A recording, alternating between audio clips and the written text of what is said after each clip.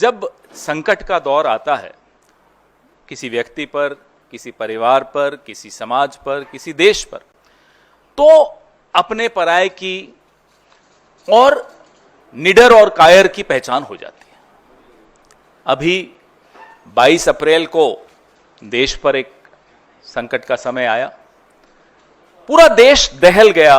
किस तरह से 26 निर्दोष सैलानी, टूरिस्ट आतंकियों के हाथ मारे गए पहलगाम में, और देश एक आवाज में बोल रहा था, मांग कर रहा था देश के प्रधानमंत्री से, देश के रहनुमा से, कि आप आतंकवाद के खिलाफ जो कदम उठाने हैं उठाइए। एक जिम्मेदार विपक्ष की हैसियत से कांग्रेस पार्टी ने 22 अप्रैल की रात को ही तुरंत एक स्टेटमेंट जारी किया और संकट की इस घड़ी में सरकार से कहा कि हम आप जो निर्णय लेंगे उसके साथ खड़े होंगे।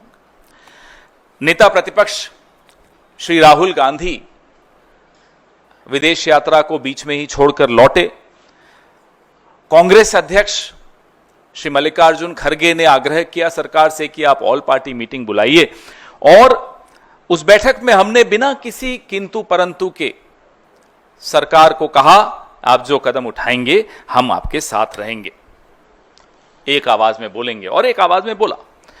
तुरंत हमने कांग्रेस कार्य समिति की बैठक भी बुलाई और उसमें भी यही प्रस्ताव पारित किया कि हम अपने सैन्य बलों का मनोबल बढ़ाने के लिए राजनीतिक रूप से एक आवाज में बात करेंगे। राहुल जी पहलगाम के पीड़ितों से मिलने गए, अस्पताल में गए, वहां के अलग अलग भिन्न भिन्न स्टेक होल्डर्स से मिले, वो पोनी एसोसिएशन हो, अलग अलग एसोसिएशन से वो वहां मिले, और जो भारत के सिविलियंस पर पाकिस्तान की कायराना फायरिंग पुंछ में हुई, राहुल जी वहां भी गए अभी 3 दिन पहले, और उनकी सुध ली, उनकी तकलीफों को साझा किया देश के साथ। लेकिन ये सब तो जो हम कर रहे थे आपके सामने है, और हम बार बार आपसे बात भी करते रहे, दिन में 2 बार भी करते रहे, क्योंकि संकट का एक दौर है। जो पीड़ादायक बात है, जो शर्मनाक बात है, वो क्या है कि एक तरफ कांग्रेस पार्टी, पूरा देश, पूरा विपक्ष देश हित में डटा हुआ है आज तक, लेकिन 22 तारीख अप्रैल की रात से आज तक भाजपा की जो ओछे दर्जे की राजनीति, बहुत निम्न स्तर की राजनीति, उसमें कहीं कोई रोक टोक नहीं थी, वो रुके नहीं, वो उसी निम्न स्तर पे लगे रहे, अभी भी लगे हुए हैं। और अपना जो विभाजनकारी उनका एजेंडा है, एक तरह से माफ कीजिएगा, उन्होंने आपदा में अवसर ढूंढा। पूरे देश में आवाज उठ रही थी कि पाकिस्तान को जवाब दिया जाए, आतंकियों के खिलाफ कदम उठाए जाएं। भाजपा के लोग कश्मीर के छात्र छात्राओं के साथ दुर्व्यवहार कर रहे थे। देश की जो अकलियत है, माइनॉरिटी है, मुसलमान है, उनके साथ दुर्व्यवहार कर रहे थे। सोशल मीडिया पर क्या कर रहे थे आपके सामने है, आपदा में अवसर इसीलिए कहता हूं। और जो आधिकारिक सोशल मीडिया हैंडल्स हैं, उसमें एक धार्मिक उन्माद फैलाने की चेष्टा की गई। मतलब आप देखिए, एक सत्ताधारी दल का स्तर देखिए कि जहां देश दहला हुआ है, देश उम्मीद कर रहा है कि भाई आप इन सब भेदभाव से ऊपर उठकर जवाब देंगे पाकिस्तान को, आप उसी स्तर में और ज्यादा दलदल में घुस रहे थे। आपने वो काम किया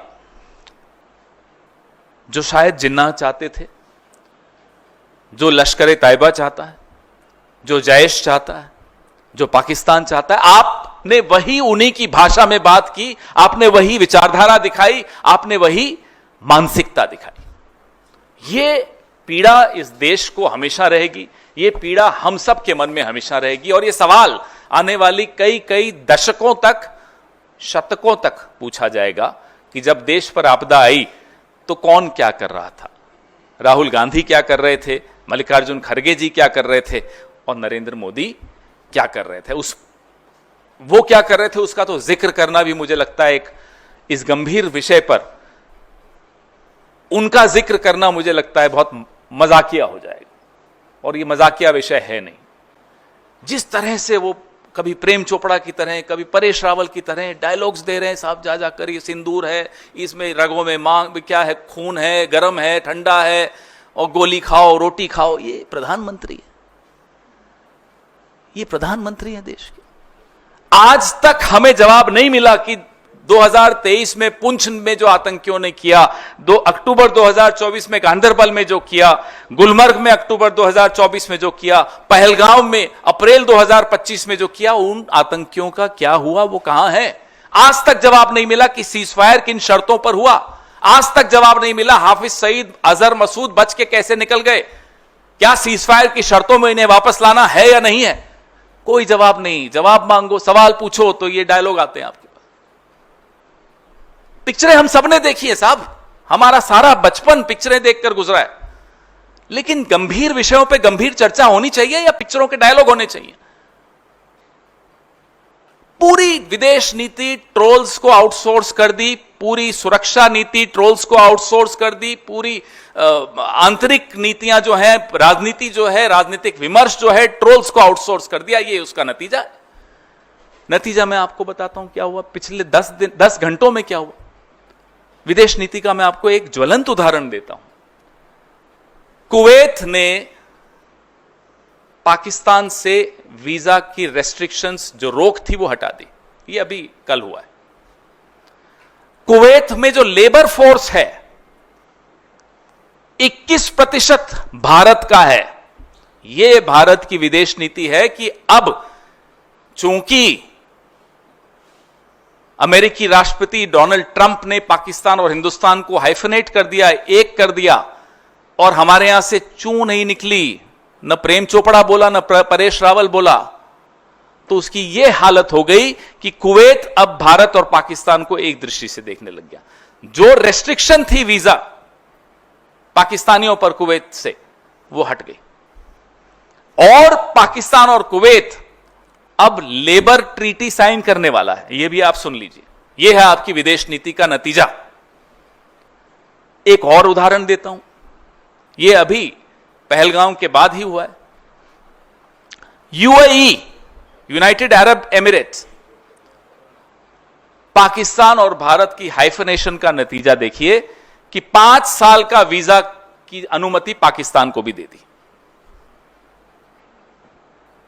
यह स्थिति अब हमारी विदेश नीति की हो गई है। हम रोज कह रहे हैं, पिछले 1 महीने से कह रहे हैं कि साहब, एक नेपाल और भूटान तक नहीं बोला जब भारत पर संकट आया।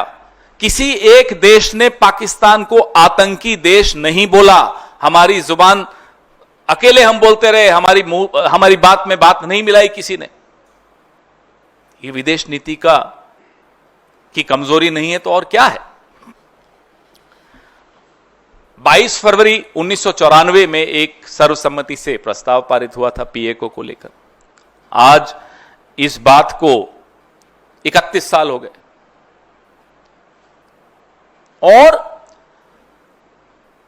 इस 31 सालों में बहुत कुछ बदला है, बहुत कुछ हुआ है। लेकिन जो मई 2025 के इस द्वंद्व में मालूम पड़ा, वो बहुत चिंता का विषय है कि कैसे चीन और पाकिस्तान एक होकर टेक्नोलॉजी के माध्यम से एक होकर आए, एक होकर दिखे। इससे ज्यादा खौफनाक और क्या हो सकता है कि हम इसके लिए तैयार नहीं हैं। हम इस बात को एड्रेस नहीं कर रहे क्योंकि ट्रोल्स को समझ में नहीं आता। सब कुछ तो ट्रोल्स निर्णय लेते हैं। हमारी नीति क्या है, हम इसका कैसे जवाब दे रहे हैं? हम हाइफनेशन होने दे रहे हैं, हम अलग थलग होते चले जा रहे हैं विश्व समुदाय में।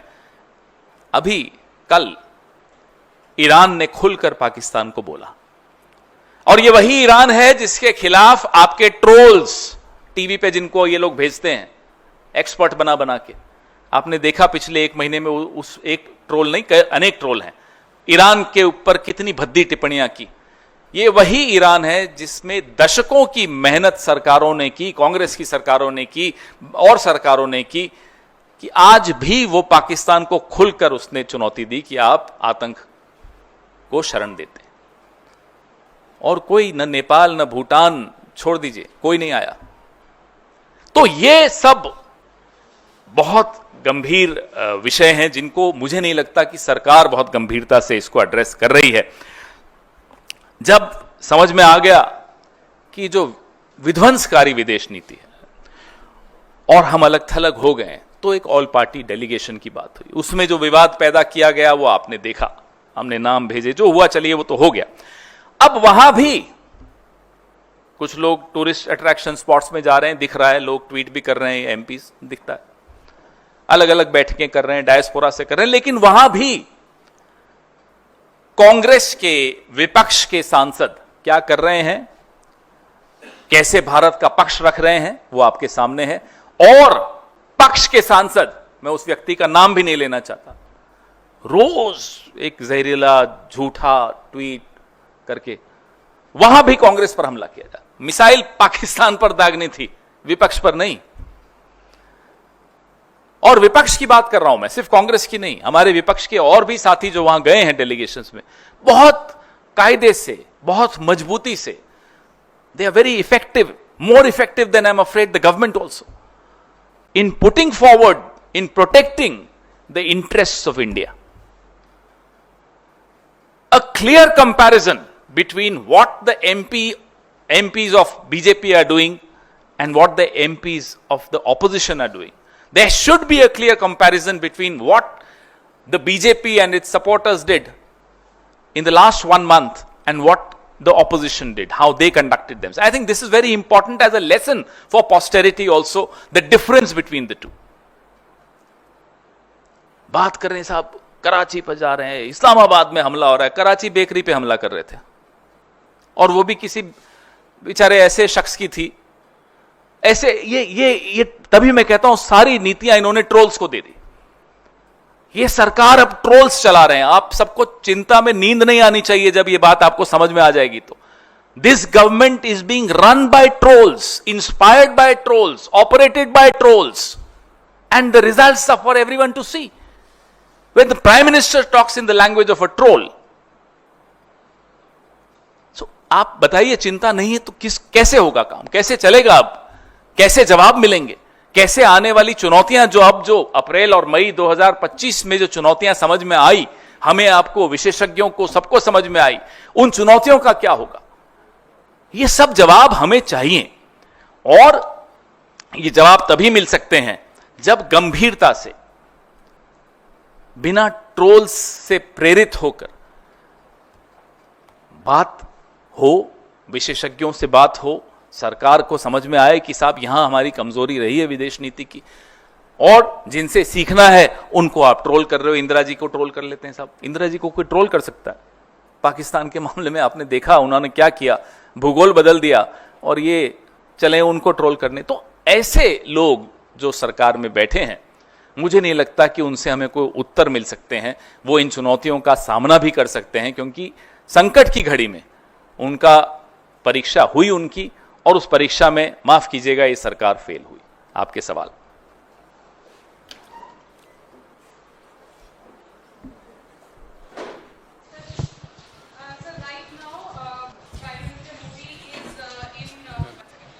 Gujarat road show. He's in Gujarat and he has made certain comments saying that इस बार सारी व्यवस्था थी ताकि हमारे घर कोई सबूत ना मांगे. We demolished all targets in front of camera so that no one inside India asked for evidence. यही हल्की राजनीति. This is what we say. This is what we mean when we say that very low level politics, and that too straight. Troll in chief, divider in chief, the prime minister. अब ये troll की भाषा नहीं है तो क्या है? आपने तो खुद साबित, हमने नहीं, आपने नहीं, प्रधानमंत्री ने खुद साबित कर दिया जो अभी मैंने कहा। This is the language of a troll. आपने सीज फायर क्यों किया? बताइए, जब पूरा देश आपके साथ खड़ा है, 3 दिन और फौज को मिल जाते, सबूत छोड़िए, कोई कुछ नहीं मांगता। पाकिस्तान पानी मांग रहा होता आपसे। क्या किया आपने? वो 3 दिन अगर आप और दे देते, आपने दबाव में आकर सीज फायर किया, उसका जवाब देने की बजाय ये डायलॉग। पवन सर, मेरा सवाल आपसे ये है, कल कंसल्टेटिव कमेटी एक्सटर्नल अफेयर्स की मीटिंग हुई जिसको खुद विदेश मंत्री ने जो है वो चेयर किया, और ये बात सामने आ रही है कि उस मीटिंग के अंदर जब ये सवाल आया कि राहुल गांधी ने पूछा है कि बताया गया था क्या पाकिस्तान को, तो वहां से उन्होंने ये जवाब दिया कि इस बात को बार बार पूछना और उसको पूछना भी भाई एक तरीके अंदर का अपराध है। अब अगर इस तरह की बात करनी है सारी परंपराओं को तोड़ते हुए, एस जयशंकर ने जो बाहर आकर स्पिन डॉक्टरिंग करने की कोशिश की, अगर हम भी परंपराएं तोड़ने पर आ जाएं तो अंदर उन्होंने क्या बोला था अगर बाहर आ जाए, शक्ल दिखाते फिरेंगे, छिपाते फिरेंगे। चुनौती देते हैं हम, आइए बाहर आके बोलिए, अच्छी बात नहीं है ये। अंदर क्या हुआ अगर हम बताएं कि जयशंकर जी ने अंदर क्या बोला, सरकार में शायद कोई भी मुंह दिखाने के काबिल नहीं रहेगा, लेकिन हम नहीं बोलेंगे क्योंकि हम परंपराएं समझते हैं, कन्वेंशंस का रिस्पेक्ट करते हैं, we respect those conventions. What happened inside if we were to expose, not a single minister in the cabinet will be able to show his face or her face, but we will not do that because we believe in conventions, we respect these democratic conventions. But Mr. Jaishankar alias JJ should also avoid becoming a spin doctor. I mean, he is known for a lot of things which he should not be known for. Now, one more addition is that he is also a spin compounder. I wouldn't even say spin doctor. Sir, प्रधानमंत्री ने अभी गुजरात में ये बोला है कि 1947 का reference draw करते हुए कि if that time we had listened to Sardar Patel and kept fighting till we have got back POK, things wouldn't have been wrong. He has no idea of history, geography, entire political science, basic democratic courtesies. Why are you even quoting him? Why do you even take him seriously? What were his ideological forefathers doing in 1947? They were criticizing Sardar Patel. They were burning his effigies in that era. They were making cartoons of Sardar Patel, Pandit Jawaharlal Nehru, Subhash Chandra Bose, Mahatma Gandhi. The famous cartoon of a Ravan with 10 heads. So, don't take the Prime Minister seriously. I don't think his cabinet takes him seriously. I don't think the RSS takes him seriously. I don't know why you keep quoting him. पवन जी, थोड़ा देश के भीतर का दो सवाल हैं।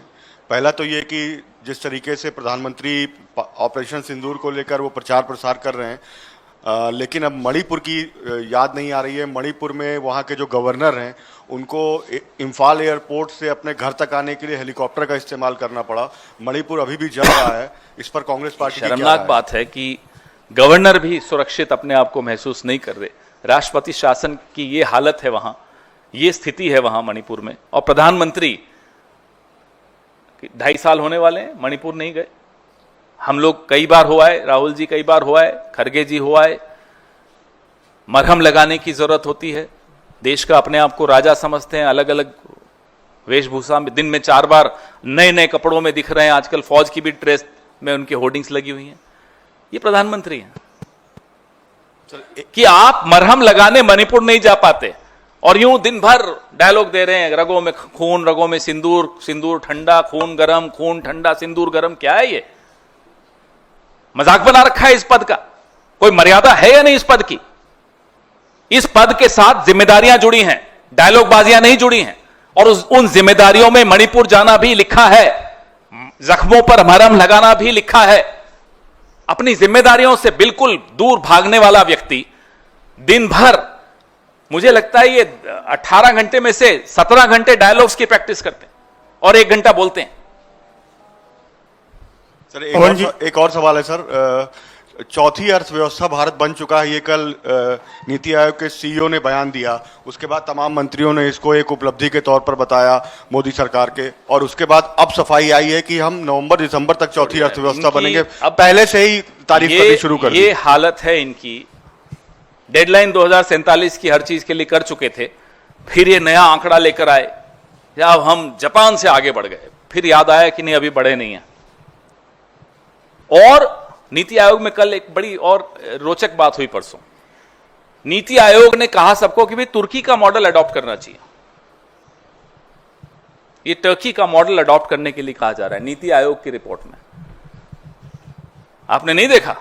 देखिए ना, मैं पढ़ता हूं आपको। NITI Aayog report published on Monday has mentioned Turkey as one of the nations from which India should adopt global best practices to address and bridge the skill gaps in the country's medium enterprises. Skill gaps को ठीक करने के लिए नीति आयोग कहता है कि Turkey का model adopt कीजिए। ये जो मैं कहता हूं आपको, नीतियां सारी ट्रोल्स के हाथ में दे दी। नीति आयोग को बेचारे को पता नहीं चला कि ट्रोल्स क्या कर रहे हैं। ये स्थिति है। और नीति आयोग को छोड़िए, जब पूरी सरकार के लेफ्ट हाथ को नहीं मालूम कि राइट हाथ क्या कर रहा है, तो यही होगा ना। जापान से आगे बढ़ गए जी, अभी 2-4 महीने दे दो, अमेरिका से आगे बढ़ते हुए दिखा देंगे और हमारे ट्रोल्स मान भी जाएंगे, जय जयकार भी हो जाएगी। मोदी जी फिर नई कोई वेशभूषा में आएंगे और निकल पड़ेंगे, साहब ये भी हासिल कर लिया, मेरी रगों में व्यापार है, मेरी रगों में एक इस वाली रग में व्यापार है, इस वाली में सिंदूर है। पवन जी, सर, यूपी सरकार ने फैसला किया है कि अब जो भी शादी यूपी में होगी उसमें सिंदूर दान गिफ्ट किया जाएगा। वहीं आपके यूपी के कोई सवाल अध्यक्ष कहते हैं इन सवालों पे क्या जवाब दें? भाई पहलगाम के में जो सिंदूर उजड़े हैं, क्या उन आतंकियों को आप लेकर आए हो? क्या सीजफायर में वो आतंकियों को लाने की शर्त रखी है? प्रधानमंत्री तो वहां गए भी नहीं, वह छोड़ दीजिए। ये सिर्फ जो एक ड्रामा वाली कंपनी हो ना, वैसे सरकार चल रही है। कोई डायलॉग देता है, कोई नए नए शिगुफे छोड़ता है, लोगों को, दर्शकों को कैसे मनोरंजन मिलता रहे, तालियां बटोरते रहें। ये एक ड्रामा कंपनी है, सरकार नहीं है। Pawan ठीक sir, है, अध्यक्ष आपके कहते हाँ जी। sir, as Congress party has decided to hold the Jai Hind Sabha tomorrow, there is going to be a Sabha in Delhi as well. Now the question which the BJP is raising, that on one side Prime Minister is giving a stern message to Pakistan, but on the other side it is the Congress party which is basically doubting our armed forces. How do you say? But why do they keep hiding behind the armed forces? Armed forces have done their job. They could have done more if we had given them time. The government did not give them time enough. Government rushed into a ceasefire. The questions are being asked to the government, and the government is so afraid of responding to those questions that they'll hide behind the armed forces. You give them 2 more days and see what the armed forces are capable of achieving. But we'll ask questions to the political leadership. We have a brave army and a coward as a prime minister. We have a very brave forces, but a very, very coward kind of a government. So we have every right, and it's our duty to ask questions to these cowards who are occupying important positions in government, Prime Minister and others. Pawan sir, Brijbhushan Sharan Singh को कल अदालत से राहत मिल गई है इस मसले पर आपको हैरानी हो रही है? उन्हें भी हैरानी नहीं हुई।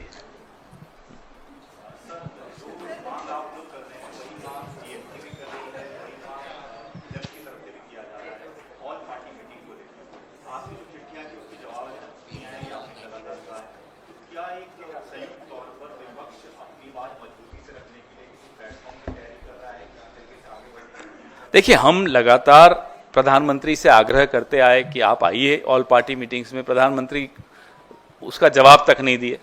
ये तो इस व्यक्ति का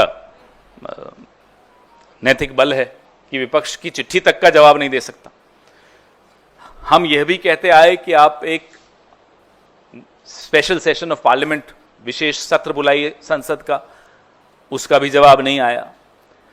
और ऐसे व्यक्ति से किस भाषा में कौन कैसे बात करे, अब उसमें रुचि भी देश की खत्म हो गई है। क्योंकि इन्हें तो जो अपनी राग अलापनी है, वो टोपी लगा के और चले जा रहे हैं फौज की तरह। तो ये उसी में है। मैं आपको कहा ना, ये सरकार नहीं है, this is like a drama company.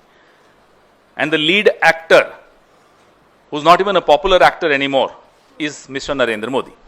Pawan ji, BJP के राष्ट्रीय अध्यक्ष 7 और 8 जून को पीसी करेंगे और उसमें संकल्प से सिद्धि अभियान की शुरुआत की बात कही जाएगी। संकल्प से सिद्धि जो अभियान है, इसमें ऑपरेशन सिंदूर का भी जिक्र किया जाएगा और बताया जाएगा किस तरह से इसमें बीजेपी ने सिद्धि हासिल की। ये करें तो कुछ गलत नहीं। ये ऑपरेशन सिंदूर का सहारा लेकर पूरे देश में प्रचार करते रहे, ये सवालों के जवाब दिए बगैर कि पहलगाम में हुआ कैसे ये हादसा, पहलगाम की विधवाओं के साथ न्याय हुआ या नहीं हुआ, सीज फायर क्यों हुआ, अमेरिका क्यों बीच में पड़ा, अमेरिका और भारत पाकिस्तान और भारत का हाइफेनेशन कैसे हुआ, क्यों हमारी विदेश नीति फेल हुई, तमाम सवालों का जवाब नहीं देंगे। अगर सवाल पूछ लिए तो अरे साहब आप तो पाकिस्तान की भाषा बोल रहे हो, और आप कूच कर रहे हैं सड़कों पर, प्रचार कर रहे हैं ऑपरेशन सिंदूर में ये हासिल किया, ये हासिल किया। हम तो सिर्फ ये कह रहे हैं कि पहलगाम की विधवाओं के लिए न्याय हासिल किया या नहीं किया, सीज फायर में आतंकियों को वापस हमें सुपुर्द किया जाएगा, ये हासिल किया या नहीं किया। जो नुकसान हुआ है वो आपके सामने है, हाइफेनेशन आपके सामने है, कश्मीर पे मध्यस्थता आपके सामने दिख रही है, सुनाई दे रही है। ट्रंप रोज बोल रहा है लेकिन जवाब यहां से नहीं जा रहा है। ये आंखें, लाल आंखें दिखाएंगे सिर्फ विपक्ष को, और विपक्ष भी नहीं डरता है फिर लाल आंखों से, दिखाते रहो, जहां दिखानी है वहां दिखाओगे नहीं। आज पूरा देश को ये समझ में आ रहा है 19 जून 2020 को जो क्लीन चिट चीन को दी थी उसका खामियाजा कितना भारी है। I am sorry but nobody, no country in the world is taking you seriously because of your acts of omission and commission, because of your failed foreign policy, because of the clean chit that you gave to China 19 June 2020। तो ऐसे व्यक्ति ये drama ही कर सकते हैं, करने दीजिए ना। सर इधर सर, गांधीनगर में प्रधानमंत्री ने बोला है कि हम 11 नंबर की इकोनॉमी से 4 नंबर की इकोनॉमी पर पहुंच गए हैं। अब अभी उनको बोलो ना, अभी तो अखबार तो पढ़ लें, अभी तो ब्रेकिंग न्यूज है 5 पे ही हो, कल 3 पे थे, वो कोई बोला 5वें पे हैं अभी, अब वो कह रहे हैं 4थे पे आ गए। बताइए भाई कहाँ है? बहुत बढ़िया साहब। पवन सर, इस तरह सर बधाई हो आपको। पवन सर, आप लोग विशेष सत्र की मांग कर रहे हैं सर। अरे जब जरूरत थी तब आपके साथ कौन खड़ा था? कोई एक देश बताइए जिसने कहा कि पाकिस्तान टेररिस्ट को सपोर्ट करता है, उनका उपयोग पड़ोसी देश भारत के खिलाफ करता है। कोई एक देश बताइए। FATF की ग्रे लिस्ट में पाकिस्तान है या नहीं है, हमें बताइए, क्यों हटा? फाइनेंशियल एक्शन टास्क फोर्स में क्या हुआ? आप पाकिस्तान को अलग थलग करने की जगह अपने आप को अलग थलग कर रहे हो, यह चिंता का विषय है। पवन सर, आप लोग विशेष सत्र की मांग कर रहे हैं, TMC का भी साथ मिला। आज TMC के सांसद सेंट्रल हॉल में अभी बैठक कर रहे हैं इस मुद्दे की मांग को लेकर, तो आपको लगता है कि अब सरकार मानेगी? ये सरकार, जब ऐसा दौर था कि हम सब उनके साथ खड़े होने को तैयार थे, खड़े थे, तब नहीं मानी। आपको पहले भी इसी मंच से उदाहरण दिया था 1962 का, जब नेहरू जी से अटल जी ने मांग की थी विशेष सत्र की बीच युद्ध के, तब अटल जी की बात को माना था नेहरू जी ने और संसद का विशेष सत्र करवाया था। लेकिन वो नेहरू जी थे, ये तो उनकी पांव की धूल के बराबर नहीं है, तो ये थोड़े मानेंगे।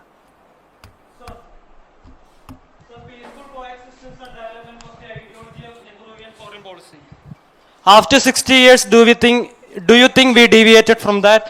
Also, do you think the ruling party tries to undermine the ideology put forth by Nehru for their own gain? I am asking this question since it is the 60th anniversary of Jawaharlal Nehru. It's the death anniversary of Jawaharlal Nehru ji, and it's a very valid question that you asked. They are trying to undermine Jawaharlal Nehru ji because they cannot match, even from a long, huge distance, they cannot match even the shadow of Jawaharlal Nehru ji. And that hurts them a lot. To become Jawaharlal Nehru, you have to live a life of Jawaharlal Nehru, a life of giving up all the prosperity that he was born in. He adopted a life of hardships. He understood India as a man in love with India. And only a man in love with his motherland can understand India the way Jawaharlal Nehru understood India. So there is no comparison. I would hate myself if I start even comparing the two. They can't be compared, I'm sorry.